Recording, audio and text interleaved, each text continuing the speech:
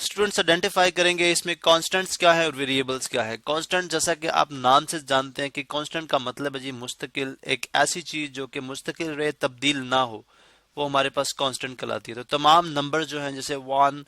2 3 even के negative -4 -7, ये तमाम नंबर जो हैं,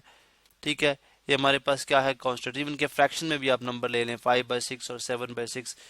जनरली जितने नंबर्स आपके पास रियल नंबर्स हैं वो तमाम के तमाम क्या है, अगर हम उनको एज इट इज ले लेंगे तो तमाम के तमाम कांस्टेंट्स हैं हमारे पास, ठीक है। और उसके बाद जब हम वेरिएबल की बात करते हैं तो हम कहते हैं जी वेरिएबल बेसिकली एक ऐसी क्वांटिटी है जो कि चेंज होती है, जिसकी वैल्यू डिफरेंट सर्कमस्टांसिस के अंदर चेंज होगी, ठीक है, डिफरेंट हालात के अंदर उसकी वैल्यू, जैसे एक्स है, वाई है, जेड है, ठीक है, थीटा है, U some time, V W, ये तमाम के तमाम वेरिएबल्स हैं। वेरी का मतलब भी ऐसा है कि वेरी का मतलब तब्दील होना, तो ऐसी वैल्यू जो कि डिफरेंट कंडीशंस में चेंज होती हैं वो हमारे पास वेरिएबल्स कहलाते हैं।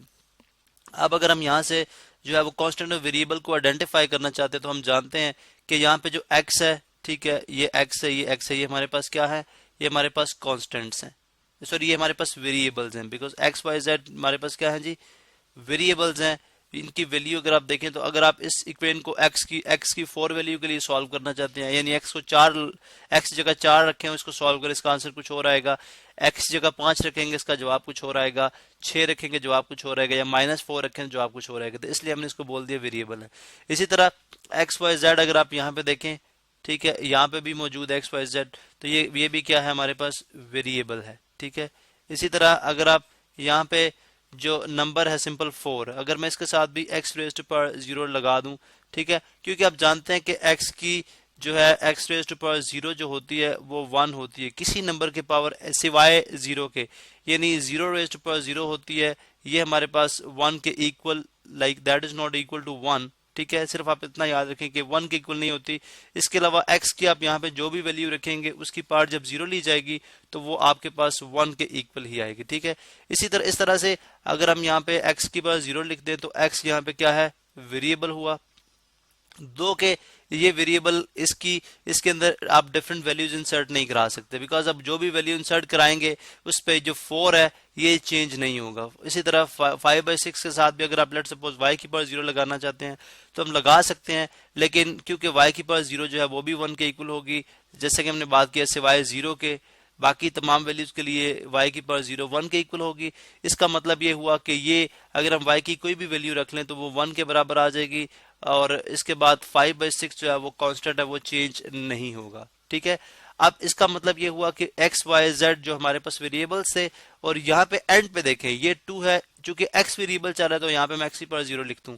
अब x की पावर 0 लिख देने से ये 2 जो है वो कोफिशिएंट नहीं है, यानी अगर आप यहाँ पे देखें यहाँ पे x की पावर 0 के अलावा, यानी यहाँ पे 2 है यहाँ पे 1 है, इसके साथ जो नंबर मल्टीप्लाई हो रहे हैं ये हमारे पास कांस्टेंट नहीं है, बल्कि हम इनको कोफिशिएंट, इनका स्पेशल नेम है, इनको हम कोफिशिएंट्स कहते हैं। इसी तरह ये भी कोफिशिएंट है, ये भी कोफिशिएंट है, लेकिन हमारा कांस्टेंट क्या होगा जब आपके पास एक नंबर विदाउट वेरिएबल होगा। जैसे यहाँ पे अगर आप देखें तो विदाउट वेरिएबल था, मैंने जस्ट ऐसे ही x रेज टू पावर 0 एक डिसेंडिंग ऑर्डर को मुकम्मल करने के लिए, डिसेंडिंग ऑर्डर से मुराद कि अगर आप यहाँ पे पावर देखें 2 की, यहाँ पे 1 2 है, यहाँ पे x की पावर 2 है, फिर 1 है, फिर 0 है, तो उस चीज को कंप्लीट करने के लिए x की पावर मैंने 0 लिख दिया। लेकिन x की पावर 0 जैसा कि हमने बताया कि 0 के अलावा कोई भी नंबर रखें तो वो 1 होगी। इसका मतलब है इस पूरी टर्म के अंदर x की वैल्यू चेंज करने से 2 पे फर्क नहीं पड़ेगा, 2 जो है वो कांस्टेंट ही रहेगा, 2 चेंज नहीं होगा। इस तरह से हम कह सकते हैं कि 2 जो है वो